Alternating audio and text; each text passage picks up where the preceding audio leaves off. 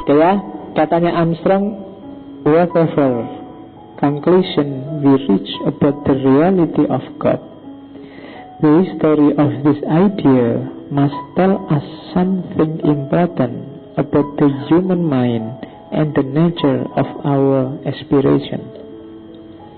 Apapun kesimpulanmu, apapun teori yang kita temukan, yang we reach, yang kita jangkau tentang keberadaan Tuhan, the history of this idea, sejarah gagasan tentang Tuhan ini must tell us something important about the human mind, memberitahu kita tentang satu pikiran manusia dan karakternya.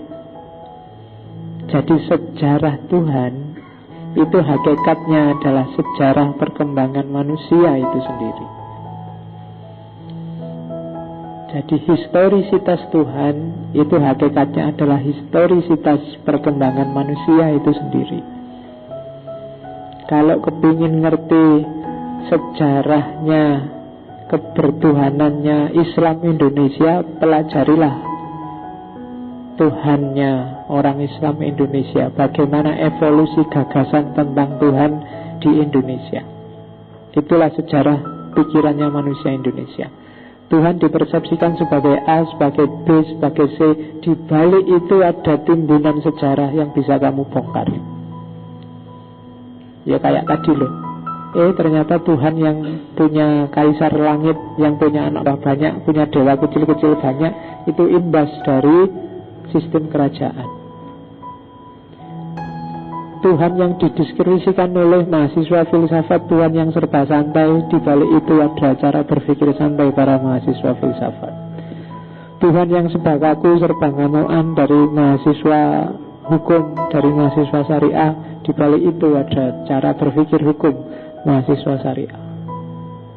Jadi makanya tadi saya bilang, coba sih sekarang deskripsikan Tuhan menurutmu, di balik itu ada kamu sebenarnya. Makanya ada filosof Helenisme era Romawi yang bilang bahwa seandainya kuda punya Tuhan, maka Tuhannya juga jenisnya kayak kuda. Ya kan? Sekarang saya yakin 100% di kepalamu yang seandainya dipaksa menggambarkan bentuknya Tuhanmu kan juga kayak manusia. Ada kepalanya, ada tangannya, mungkin jenggotnya panjang, mungkin besar luar biasa, tapi bentuknya kan manusia. Ayo, bentuknya kan pasti manusia. Enggak mungkin di luar gambaranmu tentang yang bukan manusia. Malaikat aja kan gambarnya juga kayak manusia. Surga neraka juga kamu gambarkan kayak bangunan yang ada di dunia ini. Siratal Mustaqim ya paling kayak jembatan kerak atau jembatan Kaliopak atau jembatan Sayegan, hanya saja jembatannya kecil, kan itu aja. Di balik imajinasi metafisik agama sebenarnya ada kamu. Di level apa dirimu sekarang berada. Itu yang dimau oleh Karen Armstrong. Jadi kalau Islam jadi keras luar biasa, itu kan jangan dilihat Islamnya, lihat aja aktornya, sejarah yang ada di balik Islam yang keras. Ya kan? Kalau Islam rusak, lihat aja, jangan lihat Islam rusaknya, tapi lihat pasti ada aktor yang memahami Islam secara rusak. Itu yang Karen Armstrong. Jadi whatever conclusion we reach about the reality of God, the history of this idea must tell us something important about the human mind. Jadi kamu adalah apa yang kamu pikirkan, termasuk tentang Tuhan dan agama. Temanmu yang lain juga begitu. Maka saling hargai, saling toleran. Tidak usah terlalu sering debat, tapi bisalah menerima kalau ada yang berbeda. Itu aja kuncinya hari ini. Kebanyakan dialas capek. Mari kita debat terbuka. Tidak menyelesaikan masalah kok. Debat terbuka paling ya hasilnya tetap gegeran. Ya kan? Lebih enak. Kalian sudah paham kan ideologi sana gimana, kita gimana. Saling terbuka, saling menerima. Kalau kamu merasa yang sana salah, diingatkan. Kalau nggak mau ya sudah, urusanmu sendiri. besok masuk surga ya rasakan sendiri.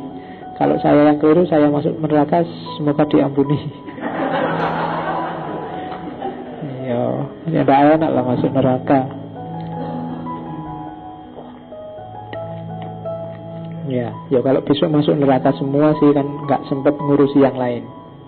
Cuma kalau masuk surga semua yang nggak enak. Ternyata masuk surga juga kamu, ya iyalah.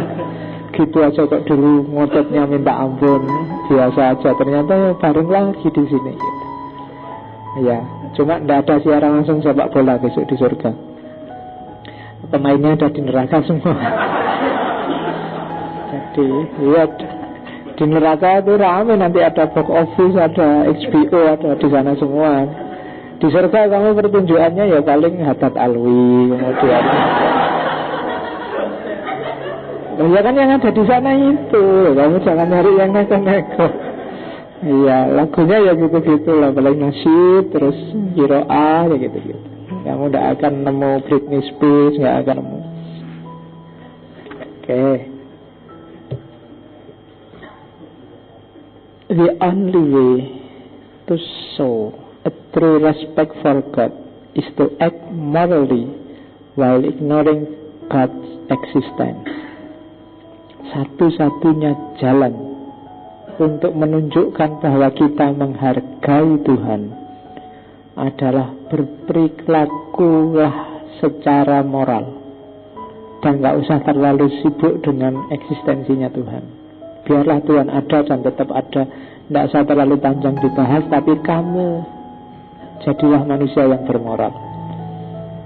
Itu sudah menunjukkan penghargaanmu yang luar biasa pada Tuhan.